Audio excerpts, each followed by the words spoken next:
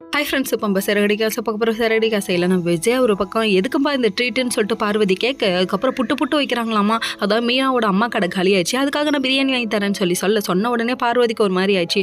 அடுத்தவங்களோட துக்கத்தில் நம்ம வந்து ஆனந்தம் காமிக்கக்கூடாது, என்னைக்கோ அது நிலைக்காதுப்பா, இது ரொம்ப தப்பு அப்படின்னு சொல்லிட்டாங்க.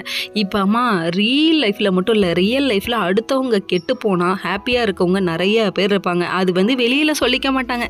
அதுக்கு ட்ரீட் வச்சும் கொண்டாடுறவங்களும் இருக்காங்கப்பா. இந்த மாதிரி ஆட்கள் இருக்காங்கன்னு காமிக்கிறதுக்காகவே இந்த சீரியல் எடுத்த மாதிரி இருக்குது. சரி, இதெல்லாம் ஒரு பக்கம் இருக்குது. அதுக்கப்புறம் சொன்ன உடனே அப்படியே நல்லவங்க மாதிரியே வேஷம் போட்டோம். நம்ம சிந்தாமணி தான் இதுக்கெல்லாம் காரணம்னு கண்டுபிடிச்சிட்டா தேவலாம். ஆனால் சொல்ல மாட்டேங்கிறாங்களே. ரோஹிணிகிட்ட நீ சொன்ன வேலையை முடிச்சிட்டேன்னு சொல்லிட்டு ஃபோன் பண்ண. ரோஹிணி ஒரு பக்கம் அங்கே ஷோரூமில் இருக்க, நம்ம ஸ்ருதி அங்கே வந்திருக்காங்க. எதுக்காகன்னு பார்த்தா என் கடைக்கு ஜாமான்லாம் நான் வாங்கணும்ப்பா, எவ்வளோ கம்மி பண்ணி தருவீங்கன்னு சொல்லி பேசிகிட்டு இருக்க. அவங்க அம்மா கால் பண்ணுறாங்க. என்னம்மா அமௌண்ட் வாங்கி இவ்வளோ நாள் ஆகுது, இப்போ வரையும் நீ எதுவும் சொல்லாமல் இருக்கேன்னு சொல்கிறாங்க. இல்லைப்பா நான் தந்துறேன்னு சொல்லிட்டு அங்கே பேயறிஞ்ச மாதிரி அவங்க நிற்கிறாங்க. இன்னொரு பக்கம் நம்ம முத்து இந்த ஆஃபீஸர் எப்படின்னு விசாரிக்கிறாங்களாமா. நம்ம மீனா ஒரு பக்கம் அவங்க அம்மா சமாதானம் பண்ணுறதுலே குறியா இருக்காங்க.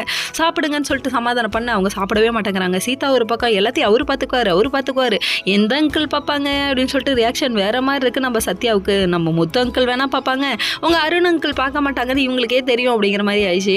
நம்ம என்ன பைத்தியக்காரனா நம்பிட்டு இருக்கேன் அப்படிங்கிற மாதிரி ஆயிடுச்சு இவங்களோட ரியாக்ஷனு. அதுக்கப்புறம் பார்த்தா இவங்க என்ன பண்ணுறாங்கன்னா, கிளம்பி வேலைக்கு போகிறேன்னு கிளம்பி போயிட்டாங்க. எதை பற்றி கவலை இல்லை நம்ம சீதாவுக்கு. ஏன்னா வீட்டில் கடைக்குட்டியாக இருக்கிறது விவரமாகவும் இருக்கும், சுயநலமாகவும் இருக்கும். இது எல்லார் வீட்லேயும் உள்ள ஒரு விஷயம்.